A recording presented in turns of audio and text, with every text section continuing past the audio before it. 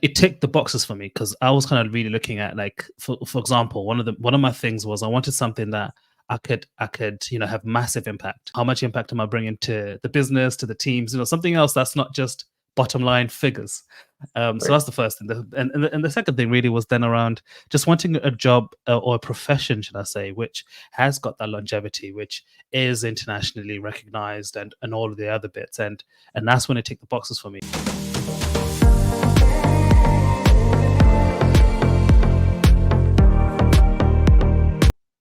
Welcome once again to the Inquisitive Analyst.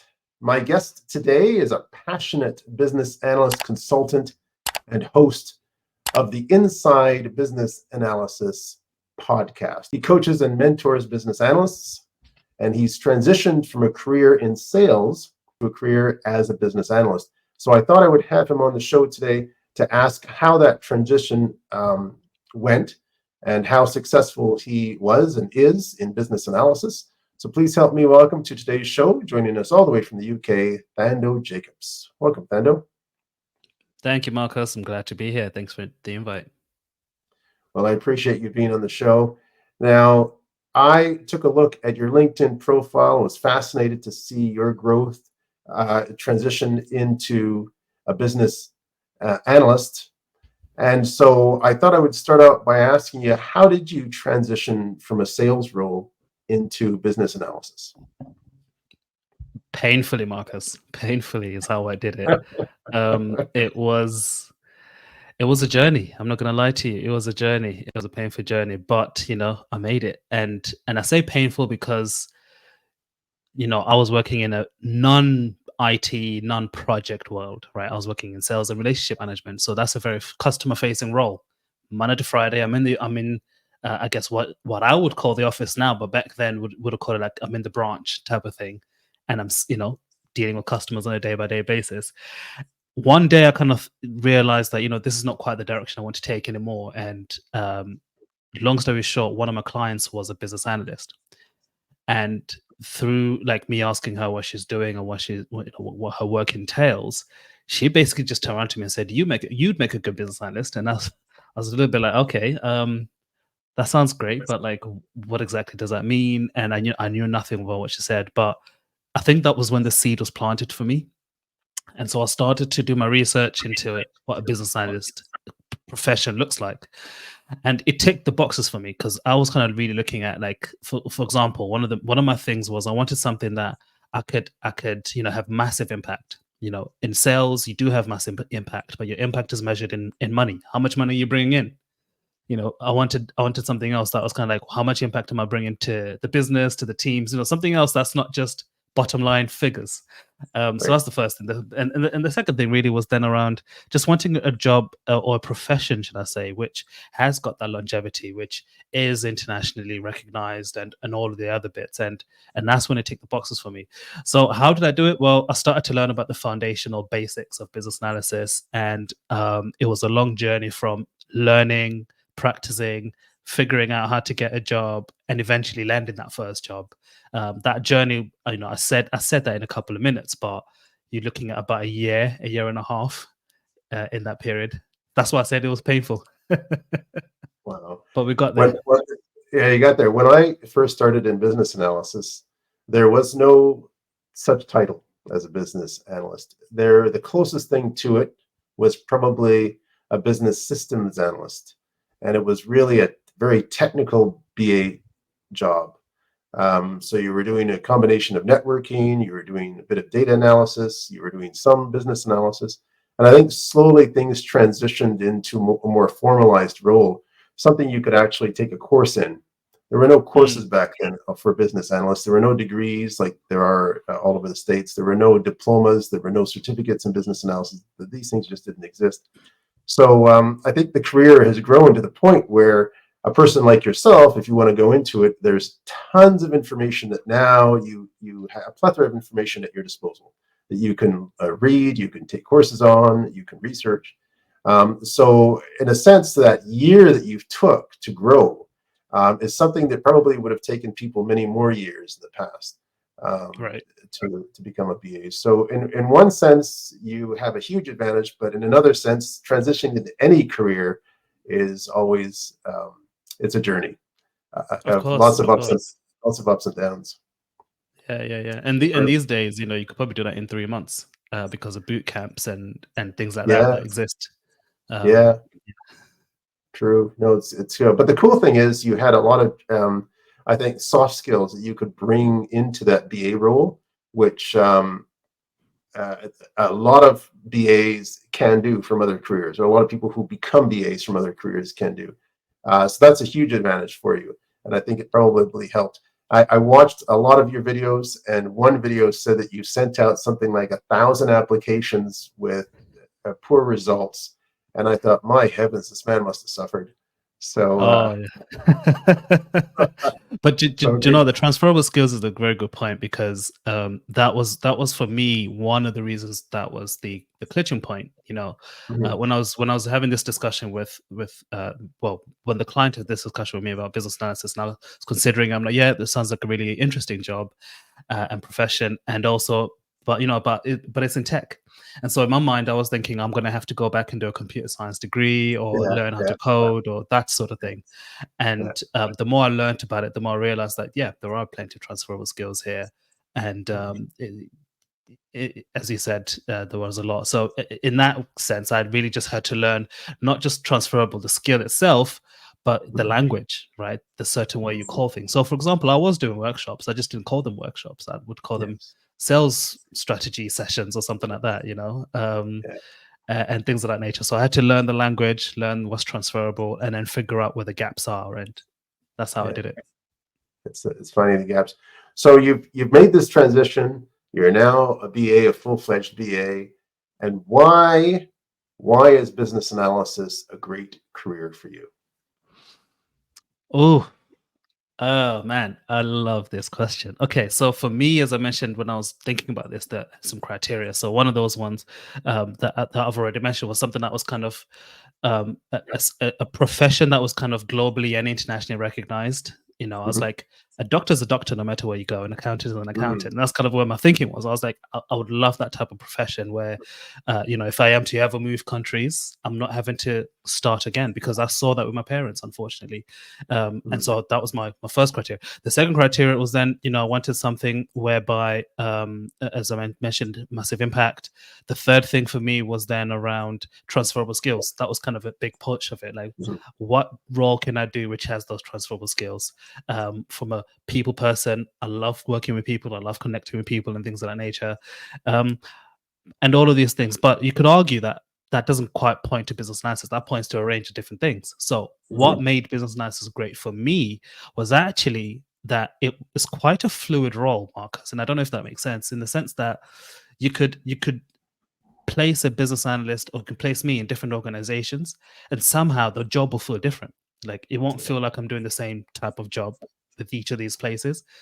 yeah, The way in which business analysis is done, number one, is fluid, but number two, it means that I have the control and or a degree of control and autonomy in how I do my work, which I absolutely love. And I love the idea of being able to go into be thrown into the deep end of a problem and then being told, okay, we need to fix this problem. Now help us to do so.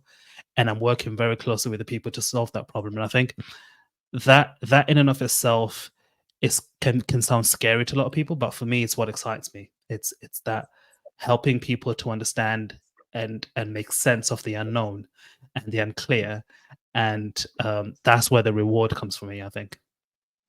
making sense of the unclear, and that's the reward. It's interesting you talked about a doctor as a doctor, a lawyer as a lawyer. Um, I was talking to someone recently about business analysis, and they said, "Well, what type of credentials do you need to be a BA?" And as a doctor, as a lawyer, there's law school, there's a certain number of practicum hours you have to put in as a doctor. There's Yeah. certificates that you require. Even as a project manager, as an Mm, engineer, you'd need a PEng certificate to be a qualified engineer. But as a business analyst, you can have a certificate, but you don't necessarily need it. right. Some at least in Canada, some companies require it. If you apply to a federal government job or provincial government job, you can't negotiate around a certificate. If they require that for the job, you need that certificate. In the private sector, the rules are a bit more gray. I know that that's certainly one credential that will help you get into the BA job.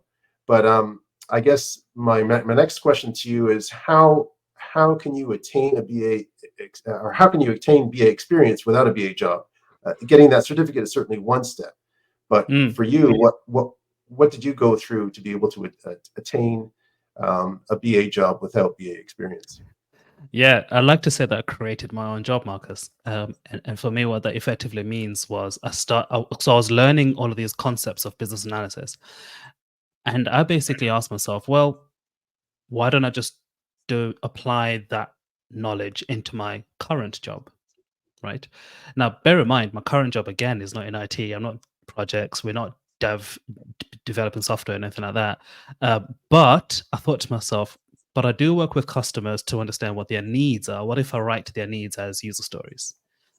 And what if I start to write what they're looking for as acceptance criteria? Now, obviously, it's not the same, but it started to train my thinking in that sense. And then also I started to look at the processes. I remember the first process I looked at was I remember one time when in a meeting and the mortgage advisor basically said, we're not getting a lot of mortgage business, or at least as much as we should because of the targets. And I literally said, well, what exactly is the process of a customer walks in the branch and they say, I'm interested in finding out about your mortgages. What does that journey look like from that point until the point that they sign a document to say, yes, the mortgage is in my account and I've got the house, I've got the keys. And I literally mapped that process out. And then I went to the management and said, these are where the problems are. This is why we're losing a lot of business, because we're not doing X, Y, Z. The handovers are not very clear. People don't know what they're doing in this arena. X, Y, Z are pointing out all these problems. And so I'm saying all of that to simply say that I took the learnings and I basically thought to myself, what is the best way I can apply that in my current job so that I can effectively become a business analyst without necessarily waiting for the job. And then henceforth interview examples to then talk about, and not just theoretical, but actually like, yeah, I've done this and I've made this happen and I worked in this way and I did that. What that ended up leading to as well was that when you start to work in that type of format, should I say, other leaders start to notice. And so what ended up happening was one of the managers who was actually looking for a business analyst in the team, he found out about what I was doing and effectively started to. He said I didn't have the right experiences. That's the common response to anybody who's looking for a BA job without a BA experience. He said I didn't have the right experience. However, if I could commit to like a couple of days a month to come to their office, and just kind of shadow them and learn from them, then they'll be happy to do that. And that's what I started doing. And I was doing this off my own back, because I was literally booking annual leave from my job to drive to the other office. Nice. And sit with them and say, okay, how do you do it? And they thought I was doing it, because my work allowed me to. But for those who work in sales and customer service, you already know that things like this aren't always easy to do. So I was booking time off. I was using my own, my own money, my own fuel, getting there and back. But after a while, I feel like the more you knock on the door, the more like the opportunities to start to line up. And really that's how I ended up kind of making my own way without necessarily having a BA job. You have explained exactly what I think every BA should do. You become this BA and you start applying these tools and techniques outside of your job. You start. I go to a hospital and I see a process diagram and I say, wait a minute, does this work? Are these steps missing anything? And you've taken the same concept and idea and taken a use case and applied it to a job, and you wowed your employers, and that's the way to do it. That's the definitely way to do it. Now, you also part of growing as a BA is to network.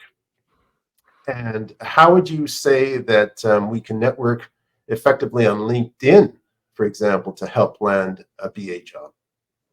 So funny enough you asked that, because that's exactly what I did actually. So as part of me doing the things I just mentioned previously, what I was also doing was on LinkedIn, I was reaching out to people on directly on their DMs and saying, hey Marcus, I see you're a business analyst. I'd love to, have a virtual coffee with you, just around what business analysis entails. I'm really passionate and interested to become a business analyst, and that's how for me the journey started on LinkedIn. I started to just connect with people directly, send them a DM, and invite them to virtual coffee, attend that meeting, have a chat with them, pick their brain, and then after that meeting, and after that meeting, I would almost go back and kind of keep tabs with them, not super frequently, but maybe like once every couple of months or something. But I'll just let them know, like, I really appreciate it for the time that you gave, and I'd love to stay in touch. So that's kind of the way I did it. Now, effectively, what I should have also done, which I didn't know at the time, but I do now, is should have also reached out to recruiters and start to build my connection with recruiters as well. That's important. And so, as part of that LinkedIn process, you could also reach out to recruiters and do this almost a similar thing, but your objective with them is to maybe say, what's going on in the market? What are the skills that most employers are looking for? What could I do to make my CV better and sell my experience a bit more? That sort of discussion. I wasn't quite doing that in the beginning, but eventually, but again, that's something that I didn't know at the time, and so I just like, let me do what I know. I'm a sales guy. If I want to reach out to someone, we pick up the phone and we call them. So I'm going to reach out on DM and say, hey, let's have a chat. So that's how I would recommend people to do it as well. You've another quality of a business analyst is to be able to effectively ask questions and reach out. Don't wait for other people to come to you. And you've just shown us a very good example on how that works very well. Who would have thought, LinkedIn, again, when I started, there was no such thing as LinkedIn, right? So you're at a big disadvantage, because how do you go out of your way to meet people unless you really join something like an IIBA chapter, right? Where you'll meet people within your own field, but it's only within that city that you live in, maybe, right? Or the community that exactly. you work in. Now with that's LinkedIn, exactly it. Yeah, you've got this worldwide connection. I think this is superb. It is, and I think the trouble, well, not the trouble, but the thing to bear in mind these days is that that's become so obvious that I think people need to do more than just send a DM. In my opinion, people get DMs all the time, so you kind of need to maybe take a step further. But again, like, that is still so much easier than having to physically drive to another city and hopefully connect with somebody who would like put you on, and connect you with somebody else who will then lead to somebody else. I live in where the part of England where I live in, it's not a major city. It's quite a smallish town, and so the chances of there being a BA meetup community, I'll be surprised if one even exists today. Put it that way. I'd have to drive maybe at least, I don't know, maybe 35 minutes, an hour-ish to the next city to hopefully find a BA community there. But again, LinkedIn allows us to connect internationally and globally with people who are willing to have a chat with you in a much more simpler way, as you've put it. But like I said, probably the added caveat to that I'd add is that at the time when I was doing it, not many people were kind of going in the DMs. Whereas nowadays, people get DMs all the time. So you kind of maybe need to take it a step further. Yeah, that's true.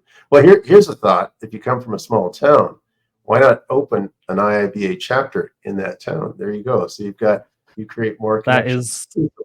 That is a challenge. I might have to take that on, Marcus. I never think about that one. Good. Now, you're in sales. You've obviously used some sales techniques to sell your way into a BA job. Now, how can BAs or any business analysts try to sell themselves during a job interview? Ooh, that's a strong question. So there's the typical, I guess, interview stuff that everybody would have heard of, like having done research into the company and preparing your interview tips and examples with the STAR technique and things of that nature. And I think that still stands. But I think one thing that I learned in sales, which I've taken to the interviews, is that you kind of have to be a little bit selfish here, which is only talk about what you did. Yes. Don't talk about what the team did. And that is, I've realized how in business analysis that's easy to not think of, because we are such a team oriented profession, aren't we? And so it's easy to say, yeah, as a team we did this, and as a team we accomplished that. But in sales is cutthroat. I have to talk about my numbers, and so Yeah. I kind of approached that sort of thing to kind of say, right, on a project, this is what I did, and based on what I did, this is what the team then were able to accomplish. But I think one powerful thing as well is to link the things that we do to the value that it brings to the company. That's Because as business analysts, the things we do are important. Don't get me wrong. I'm not saying they aren't, but in the nicest way possible, my manager or my manager's manager doesn't really care that I have the best process model that they've ever seen. They don't really care that I've put together the best requirements document that they've ever read. What they really care about is that we're delivering something that the business can point to tangibly and say, we've cut costs here, we've saved money there, we've improved the process for this team, we no longer do this thing over here, we are compliant over here, whereas we weren't before, that sort of thing. And I think just having that connection of, this is what I did, and this is the things that I contributed to, but at the end of it, the end result is, to the business, this is the value that they got. And I think if you speak like that in an interview, that'll go a long way, I hope. Tangible value is vitally important. I know there's a lot of intangible value out there that it's hard to measure, but you can at least measure tangible value. And when you say these numbers, these numbers show that I did this or that, I think it holds huge impact, at least for the person that's interviewing you, right? Because they're also aware that, now you're conscious of these numbers, and that's what we want to see as well in our business. So I think that's important. I was going to say, I had a job interview once where I had been out of work for a few months, and I went into the interview sweating, thinking that I wouldn't get the job. And as I was sitting out in the main foyer waiting for the interviewer to show up, someone turns around and says, "Is your name Marcus?" And I said, "Where do I know you from?" Turns out we had been in a debating club before in university, and this guy just happened to work at this company. I thought, oh, thank God. So wow. I mentioned his name at the end of after this hour and a half interview. I mentioned, "Oh, yeah, by the way, do you know so-and-so? I just bumped into him in the hallway." "Oh, you know so-and-so." So sometimes trying to sell yourself just that one step closer, if it's someone it might get your foot in the door. It doesn't, you still have to prove yourself, but it certainly does help. So when you're doing this networking online, who knows, maybe one of these people gets you a job interview. Maybe at a job interview, a conversation arises and they say, "Oh yeah, I did a project with so-and-so at this company." "Oh, at that company, I happen to have spoken to someone at that company on LinkedIn." So you never know. That can help with selling yourself at a job interview as well. I think it's I it's think not so. going to. Sorry, no, go ahead. I was going to say, it's quite funny. So I'll tell you something interesting. So I used to hear the likes of yourself and all the other BAs say that, but it's only recently that started to happen to me. And I think I'm like, oh, okay, so this is true. this is not just something that people say. Genuinely does happen, because I've had previous colleagues reach out to me and say, "We're about to hire or recruit. If you're interested, we just give it to you," sort of thing. And when it happens, it's a bit surreal, especially when it happens for the first time. It was for me, but I think what that does is it almost really boosts your confidence to kind of say, "Wow, maybe I did make an impact in that position." And then impact in that role, and the fact that they're looking or willing to take me back shows that I did something really well in that place. But what it then means on the other side is that it's a small world, so make sure you're always delivering. You never know who knows who. Come back to your point about this person, that person. You never know who knows who. Maybe your old manager would know your potential new manager very closely, and all of a sudden, if you have a good impression, that could be the open door that comes your way. So I'm saying that to say, for those who are watching and listening, in particular those who are kind of still early on, don't worry, it does happen. At some point of your career, it does happen. And because of that, my encouragement is just make sure that you're effectively delivering your best every time where you're working, because then that links to selling yourself as well. Sometimes selling yourself doesn't mean you do it. It means other people do it on your behalf. Yes. Yes. No, that's very true. And I've heard of people say, "Oh, I heard John, you do really, really good work in this area of business analysis. I have a project. Can you come on?" That type of thing. I was going to say also, because it is a small world in the BA sphere, you don't want to burn any bridges. So that's another good thing to do. Just remember, if you have any issues at work, sometimes it's better to walk away and not fan flames on the fire, so to speak, because it might certainly hurt you down the way as well, right? In the case of your journey, your up and down journey, I'm sure you've come across a lot of pain points. Any pain point particularly that stands out, and how you tried to overcome it? Oh, is that a pain point in the journey to becoming a BA, or when I am a BA? It could be either. It could be either. Could be either. Okay, so I'll do both. I'll do both, if I may. Sure. Go ahead. So I'll probably say the main pain point, when I was thinking back to my days when I was really kind of like, I'm really wanting my first business analyst job, is probably it's something that I have a personal like feeling with the industry, which is that it is hard to get a BA job with no experience. Now, there's obvious reasons for that. I'm not saying that shouldn't be the case, but because of that, I do think there needs to be a bit more intentionality around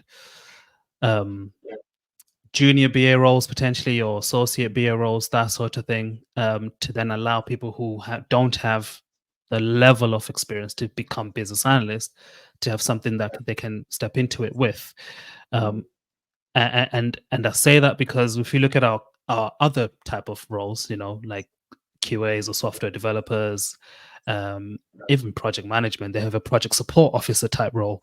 There's all of these other professions have that type of role that you can almost mini step into it. Whereas it feels like the BA world is kind of this like, no, we only want people with experience kind of cocoon. Obviously, the way I then went around that was to then go around it kind of my own way, create my own experience, knock on doors over and over again. So that's the main pain point that I faced when I was kind of the journey to becoming a business analyst. But the funny thing is the main pain point of, like, I guess in my career that I faced, and I faced this consistently over every BA job I've had, it's implementing change. So and it's people related, I'll probably say. It's a pain point. Don't get me wrong. I love working with people, and it happens. But I think one thing I've noticed is that, like, in the early stage of a project, everyone's in agreement, or everyone's like, yeah, I get it. I get what we're doing. I get the things that we're changing. Okay, great. You do the requirements, and then you're like, okay, great. You kind of do the design. Yeah, that's exactly how we want it to work. Great. You build the thing. You test the thing. Oh yeah, it works perfectly fine. Great. All right. Now use it. And for some reason, that part there's always this hesitation, or this we don't know. You're like, but we've been through this together for like the last year. I mean, what's the issue? What's going on? And there's a lot of hesitation. So but it comes with the territory. People don't like change in general. So I think as part of that, it's then actually just I guess I just accept that it is what it is. That will never change. But it just means that every time I'm implementing change, or working with with businesses to implement change, there is also understanding that I'm going to have to make sure that I've got some capacity in my calendar and my time to support the end user, or the people who are enacting the change through this particular transitioning period. It's said that the end user often is sometimes people think of the end user as the last stakeholder who will use whatever it is you're building, but often you need to keep in communication with them constantly throughout the project, and even after the project you have to constantly, especially if you're supporting this software or whatever product that you're building, because at the end of the day, this is the person who's paying your salary. This is the person who, indirectly, that is, this is the person who is the customer. And that could be an internal customer to the business. It could be an external customer to the business. But yeah, certainly the end user is vitally important, I think, in any product that you're building as a VA. So yeah, Mhm. keeping that constant communication with them is vitally important. I think it's Yeah. interesting to find to talk to someone who's gone through this, and you've come out with obviously a podcast channel that I mentioned, Inside Business Analysis. Just out of curiosity, what made you create this channel?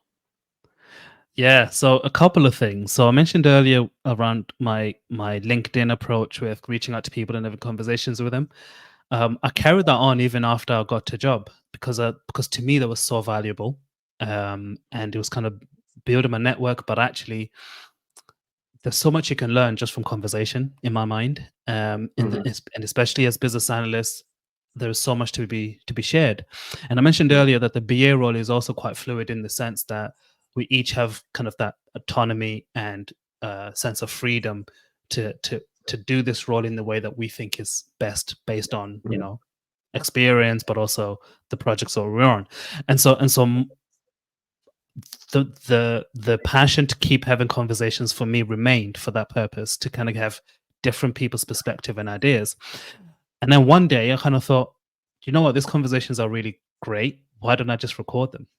Effectively, that's kind of the thought process that came about, because I wasn't trying to force something that I wasn't doing. I'm already doing it, and I'm going to keep doing it whether I have a microphone or not, right? So Yeah, I might as well yeah, do it and record it so that other people who are interested can listen to it and also have the same value that I would be getting from these yes, conversations. It's almost for me, it's almost like I'm giving people the opportunity to eavesdrop on a conversation that I would have naturally had anyway with the person, because I'm very intrigued with people in that sense. And so that's kind of where it came from. And then when I first started it, Marcus, to be honest with you, my plan was to kind of do, I don't know, 10 episodes and then yeah, call it there. yeah, But I realized very, very early on, people would then be like, "Oh, this is great. We love it. We're enjoying it." And then people yeah, will be reaching out to me saying, "I'd love to be a guest on your show." And I'm like, yeah, "Oh, okay. This is this is interesting." Long story short, we started. I started this at the end of July 2023 last year, mhm, mhm, and it's now beginning of July 2024, and we're still going. So I'm like, wow, it's almost been a year, and it's just nice, naturally still going because people keep saying they have a message to share. They keep coming yeah, to me saying, "I'd love to have a conversation with you," and people keep kind of emailing me and saying, "I really love your podcast. yeah. Keep it up." And so that's what keeps me going, and hopefully people will continue to enjoy it. Certainly is win-win, a win for you and win for your audience, obviously. It's interesting that you bring this up too, because when I started my channel I'm thinking it was somewhere in 2021-ish, I had returned from China. I was living in China, working there, and I had to come back because of COVID. And so I was still working in China, but online from home in Canada. And when that contract ended, I uh, I thought I need something to do. I need a job because I've been out of this business analysis stuff for a while. Hey, why don't I create a YouTube channel and start interviewing people? And it's certainly a way for me to learn. It's a way for the audience to learn more. And there are more people out in that space now than when I had started business analysis years ago. And I wasn't really. I think over the years, I just really got to know people at the office that I worked with. That was it. Maybe one or two of them I had as personal friends. That was it. I didn't really know anything outside of that office. I didn't know anything in the business analysis world space. And creating a podcast enabled me to open up that breadth, to learn a bit more deeper and wider when it came to business analysis on a world stage, and even on a country stage. What's happening in Canada and the chapters in all of the provinces. And I think it as I'm learning that, everyone else is learning it as well. And I know that some channels tend to focus on how do you do this? How do you do this? Yeah, Step one, step two, step three. And I thought, well, I don't want to do something like that. Let me have conversations with people and find out what their experiences were like. Uh, turns out, turns out that a lot of people out there have very similar experiences. Many business analysts became a business analyst not because they planned it. It just happened to be an opportunity that they were introduced to somewhere along their career. Then they got certified, or then they started reading and researching about it. And that's how they grew. And I thought, okay, well, I'm not alone. There's a lot of people out there who are doing the same thing that I'm doing. So it was good. I think these podcasts are great, and the more the merrier. So Yeah, no, absolutely. And your podcast was definitely one that I've engaged with before, and you were, as you've rightly pointed out, um, you're one of the few who aren't taking that teacher student type of approach, and just more that, let's have a conversation. And I think that's what also helped me to take down this path, because I do love teaching, don't get me wrong, and I do love kind of helping other people who need that help. But I think with the platform, what I really just want to do is open a dialogue and an engagement, because I feel like the conversational side of things is really powerful, because you get to really hear other people's opinions and ideas and influences, and just take what you feel works for you. Um, as I said, these conversations are what really helped me, especially early on in my career. I was having a lot of conversation with people, sometimes once a week, sometimes once a month. And the only difference now is I'm simply recording them, but genuinely speaking, and I'm still having offline conversations a lot at the minute, and that hasn't stopped. And hopefully, with platforms like yours and mine, people can engage with these conversations and pick up something from it, because not everything is about learning, as in like how to do something. Some things are just about inspiration, some things are just about having a fresh idea or a new insight, or just maybe just being interested to hear someone else's experience, and just kind of learning from other people, really. Yeah, no, it's true. It's true. Yeah, it's best to learn from other people.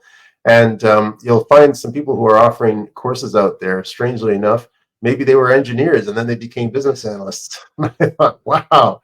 Yeah, So you can yeah. become a business analyst from just about any career. But it takes the incentive and the want and the will and the steady learning, I think, like you've certainly shown, obviously, right? And now it's become a passion of yours. Oh yeah. I want to. Sorry, no, go ahead. No, I was going to say yes. It has become a passion of mine, from a professional situation, definitely. And I'm still enjoying it. The fact I'm still enjoying it after I switched about 6 years ago. Nice. And I still feel like I have a lot more to learn, a lot more to grow, Yeah, and that's where my enjoyment comes from. So that just speaks to how wide and deep and broad this profession is. yeah, no, great. Now, if people want to continue the conversation with you and get in touch with you, how can they do so? LinkedIn, best place. Thando Jacobs is what you can search for on there, and you can find me there. And if you do find me on there, feel free to send me a DM. Be happy to have a conversation. Yeah. Superb. Well, thanks for being a guest on the show, Thando. It's great to meet you person to person, at least digitally. And it's been a fantastic conversation on your growth from sales to becoming a business analyst. So thank you.